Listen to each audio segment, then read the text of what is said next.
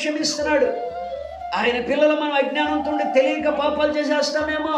మాట ద్వారా పాపం, చూపు ద్వారా పాపం, హృదయం ద్వారా పాపం, క్రియల ద్వారా పాపం, ఆవేశం ద్వారా పాపం, తొందరపాట్ల వల్ల పాపాలు, తెలియని ఎన్నో పాపాలు మనలో ప్రవేశిస్తున్నాయని అయా క్షమించని దినదినం కడుక్కుంటే దావీదు కడుక్కున్నట్లు క్షమించే తండ్రి.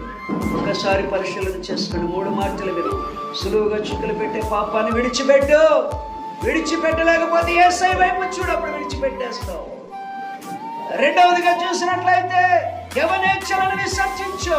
యవనేచ్ఛలకు దూరంగా పారిపో. నీతిని, విశ్వాసమును, దేవుని ప్రేమను, సమాధానాన్ని వెంటాడు, కానీ యవనేచ్ఛలను వెంటాడు.